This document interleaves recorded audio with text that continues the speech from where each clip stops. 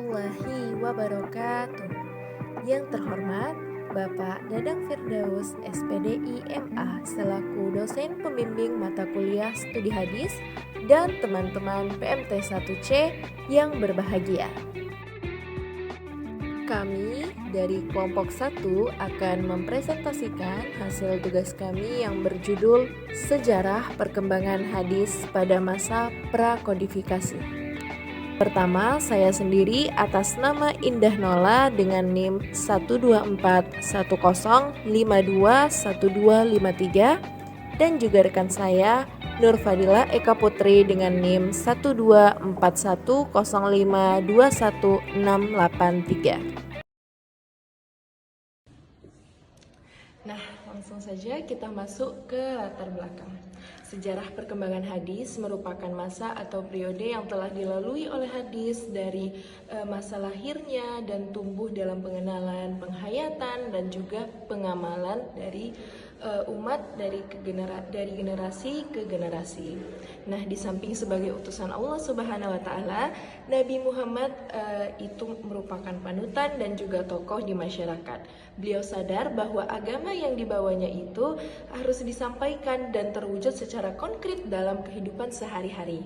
Karena itu, setiap kali ada kesempatan, Rasulullah itu selalu memanfaatkannya dengan berdialog dengan para sahabat dengan berbagai media. Nah, hadis Rasulullah yang sudah diterima oleh para sahabat itu ada yang dihafal dan juga ada yang dicatat.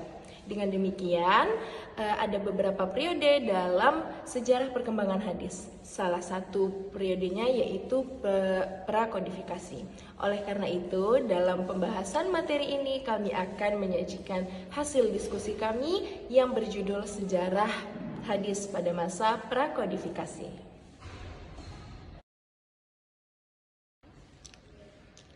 Adapun tujuan dari diskusi ini yaitu untuk mengetahui apa itu sejarah hadis pada masa prakodifikasi, untuk mengetahui bagaimana hadis pada masa Rasulullah, untuk mengetahui bagaimana hadis pada masa Khulafaur Rasyidin, dan untuk mengetahui hadis pada masa Tabi'in.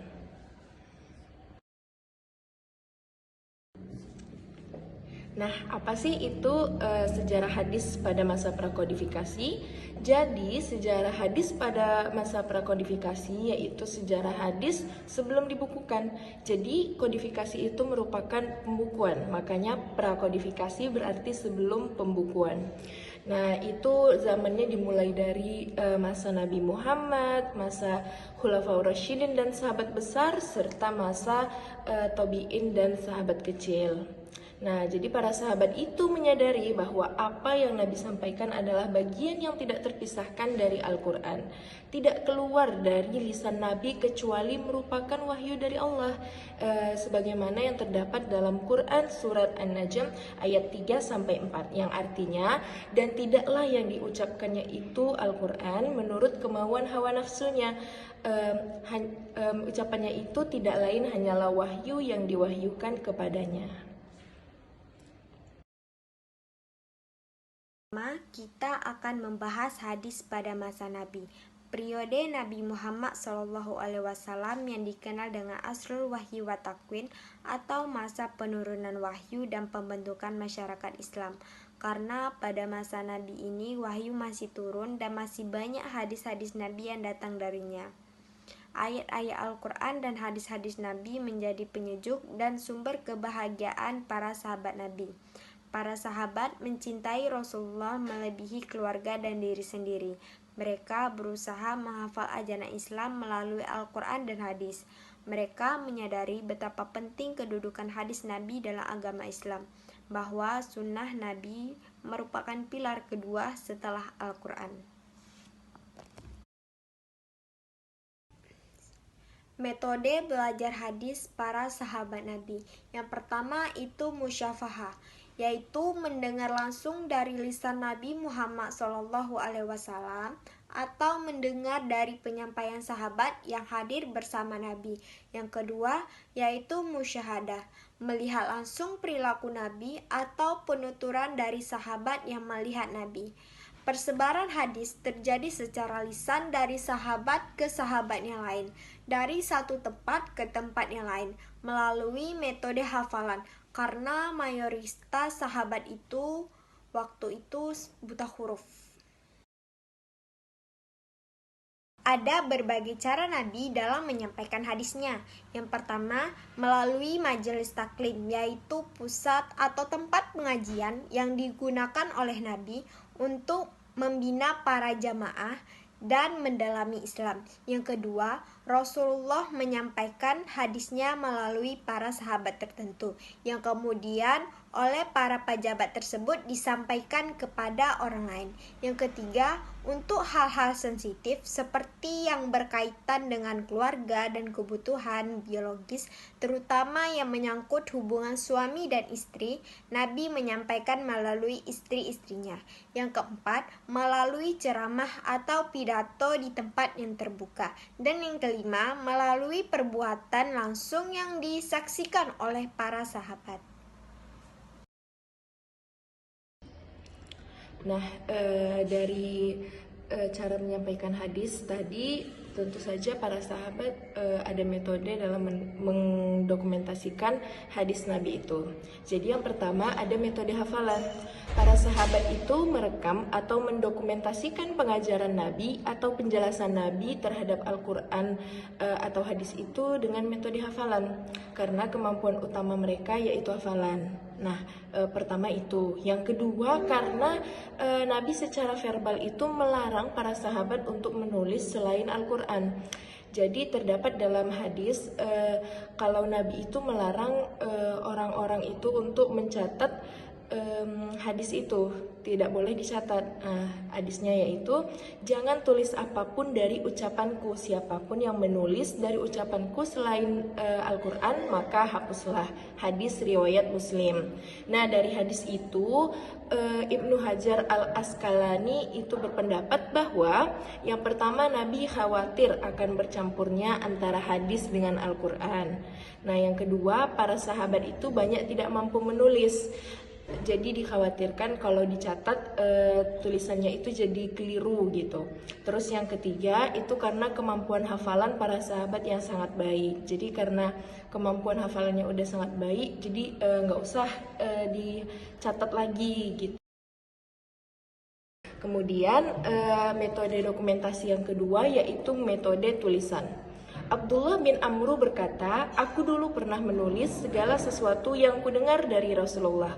Aku ingin menjaga dan menghafalkannya, tetapi orang-orang Quraisy melarangku melakukannya. Mereka berkata, kamu hendak menulis hadis, padahal Rasulullah bersabda dalam keadaan marah dan senang. Kemudian aku menahan diri untuk tidak menulis hadis, hingga aku ceritakan hal itu kepada Rasulullah. Kemudian beliau bersabda, tulislah, demi Tuhan yang nyawaku berada dalam kekuasaannya, tidaklah keluar dari lisanku kecuali apapun yang hak atau yang benar. Hadis riwayat Abu Dawud. Nah, berdasarkan hadis tadi, itu menurut Syuhudi Ismail, dia berpendapat bahwa larangan Nabi yang sebelumnya, pada hadis yang sebelumnya, itu bersifat temporal dan bergantung kepada siapapun Nabi dan bergantung kepada siapa Nabi menyampaikan hadisnya. Makanya yang perizinan ini itu disampaikan kepada hanya beberapa orang, sedangkan yang larangannya juga hanya ke beberapa orang. Makanya hadisnya bersifat temporal.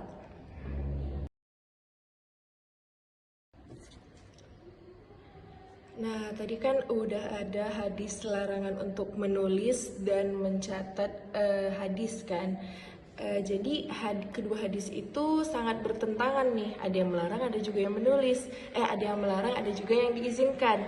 Nah, jadi untuk menghadapi perbedaan itu, untuk menghadapi pertentangan hadis itu, ada beberapa pendapat mengenai kedua hadis itu. Jadi yang pertama, larangan menulis hadis itu terjadi pada periode permulaan, sedangkan izin penulisannya pada periode akhir kerasulan. Jadi Nabi itu melarang penulisan hadis itu pada masa awal-awal pada wahyu Al-Quran itu masih turun, pada awalnya, pada awal-awal. Kemudian perizinannya itu dikeluarkan Nabi pada saat di akhir kerasulan, pada saat wahyu udah mulai turun semua gitu. Nah, pendapat yang kedua, larangan penulisan hadis itu ditunjukkan bagi orang yang kuat hafalannya dan tidak dapat menulis dengan baik. Jadi kalau dia nggak dapat menulis dengan baik, maka Nabi melarangnya, serta dikhawatirkan bercampur dengan Al-Quran.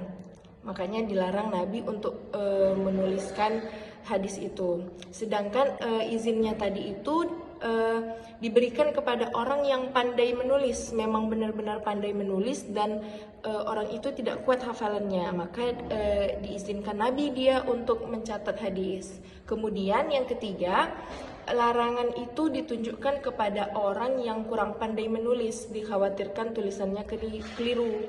Jadi kalau dia nggak pandai menulis, maka Nabi melarangnya untuk menulis hadis tersebut.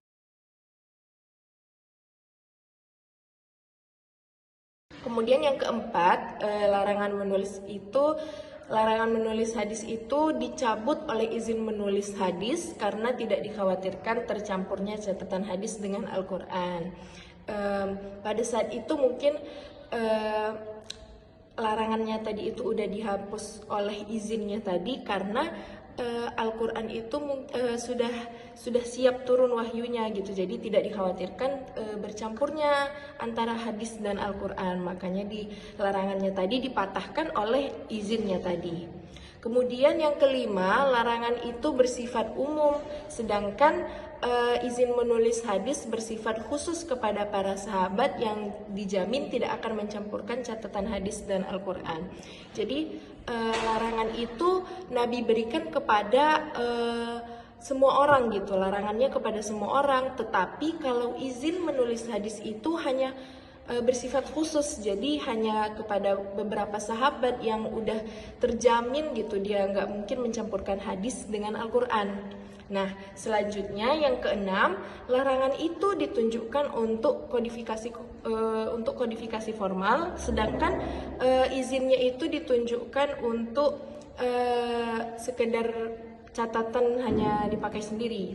Jadi maksudnya Nabi itu melarang untuk hadis itu dibuat secara buku yang formal gitu. Nah, itu dilarang Nabi. Kemudian izinnya itu hanya ditunjukkan untuk dalam bentuk catatan untuk diri sendiri aja gitu, nggak dibagikan ke orang. Nah, itu maksud pendapatnya.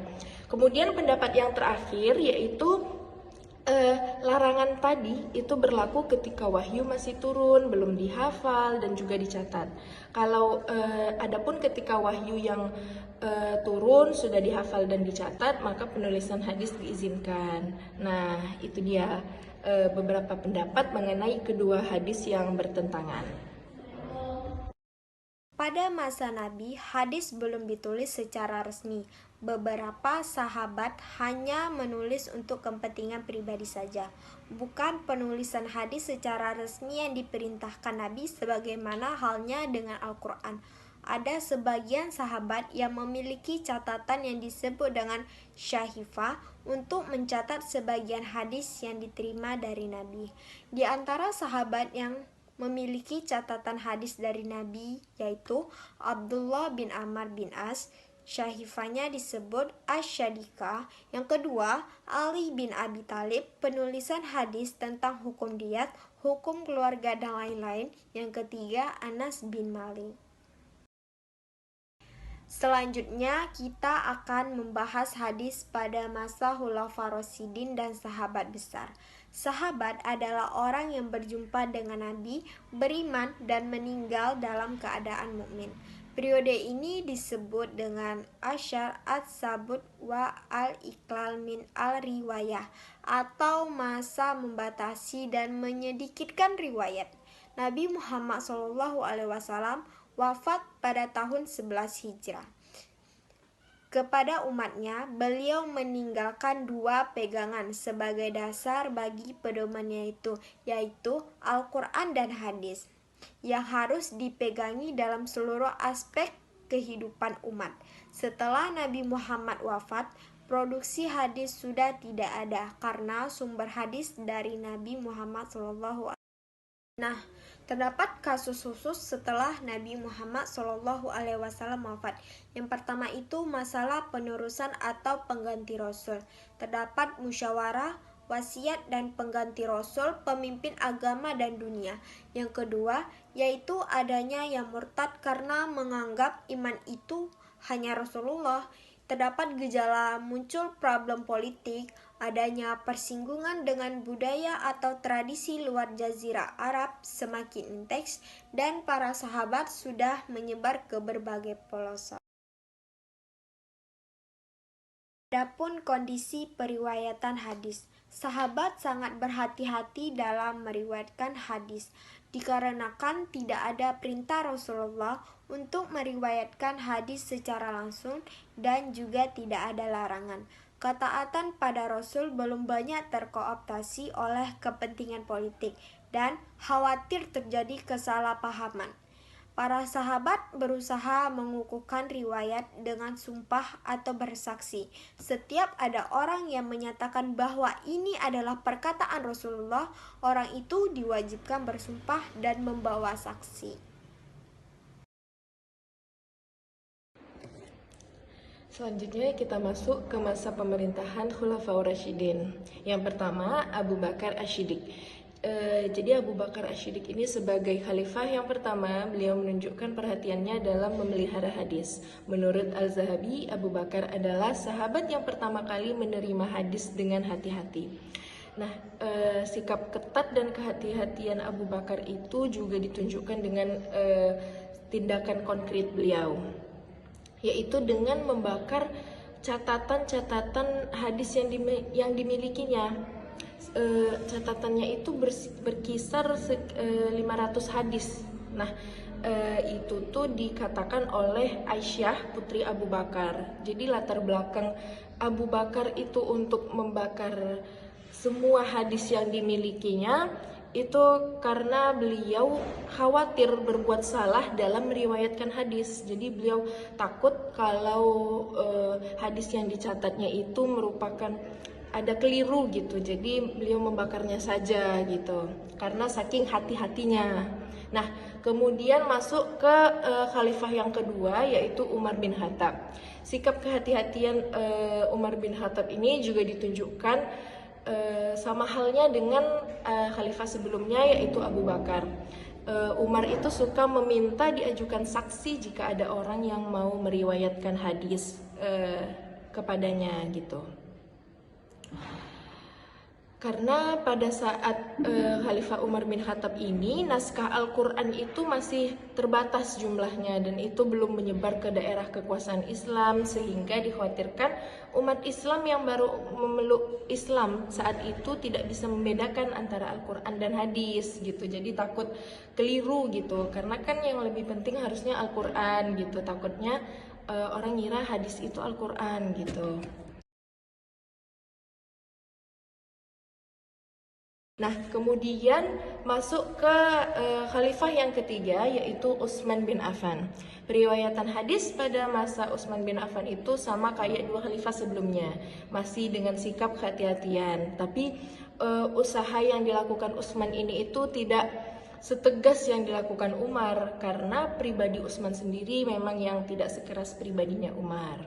Kemudian ke khalifah yang terakhir, yaitu Ali bin Abi Thalib, yaitu Ali hanya menerima hadis setelah periwayatnya itu bersumpah atas kebenarannya, dan dia hanya menerima hadis dari periwayat yang dipercayainya. Jadi kalau orang yang bilang dia mau meriwayatkan hadis gitu, kalau dia belum bersumpah, maka Ali nggak mau untuk menerima hadisnya, nggak mau meriwayatkan hadisnya.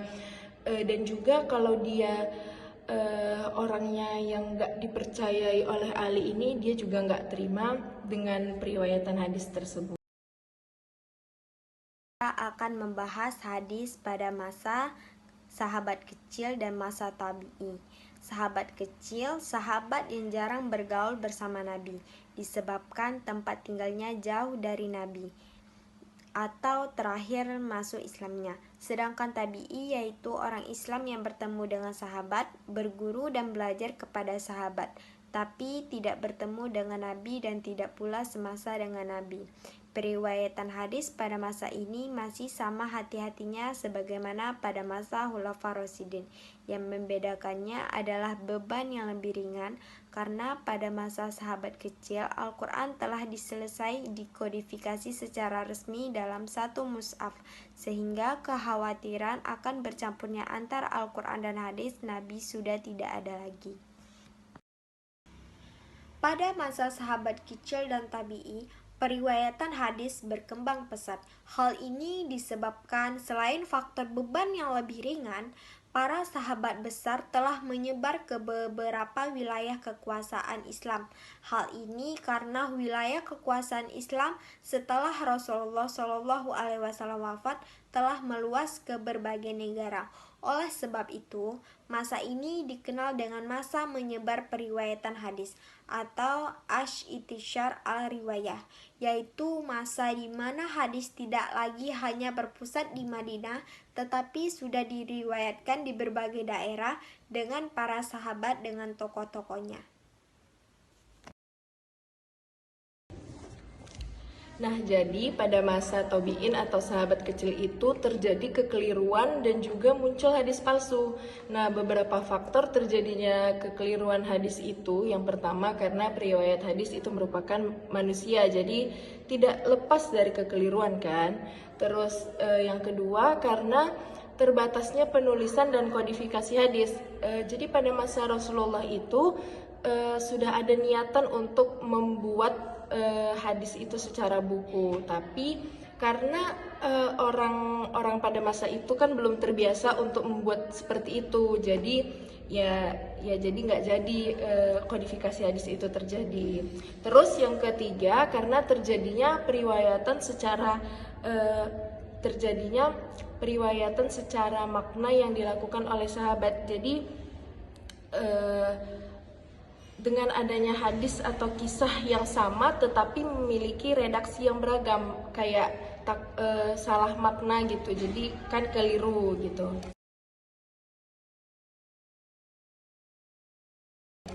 Nah, kemudian munculnya hadis palsu ini terjadi setelah wafatnya Ali bin Abi Thalib. Jadi pada masa ini umat Islam itu terpecah menjadi beberapa golongan.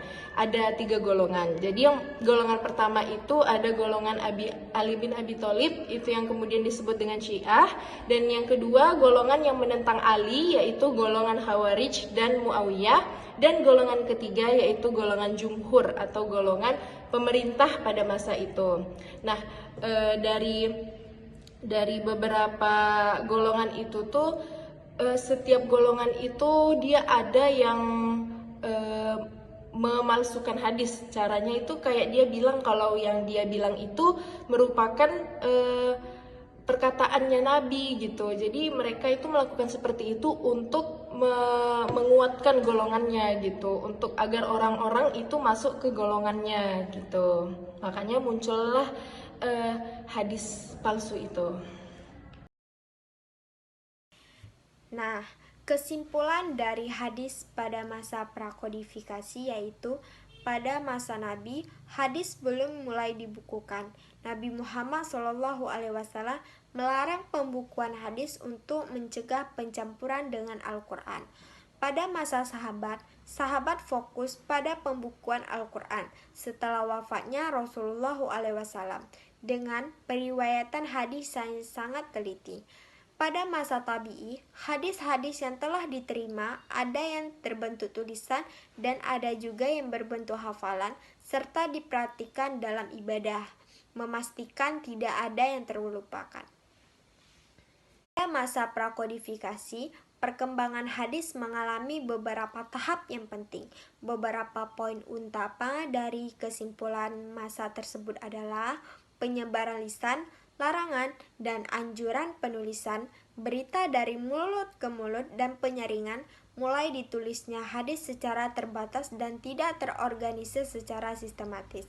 Secara keseluruhan, Masa prakodifikasi hadis adalah masa di mana transmisi hadis masih bergantung pada penyampaian lisan dan penulisan terbatas, dengan upaya yang kuat untuk menjaga keotentikannya sebelum akhirnya berkembang menjadi masa kodifikasi yang telah terstruktur dan sistematis di periode berikutnya.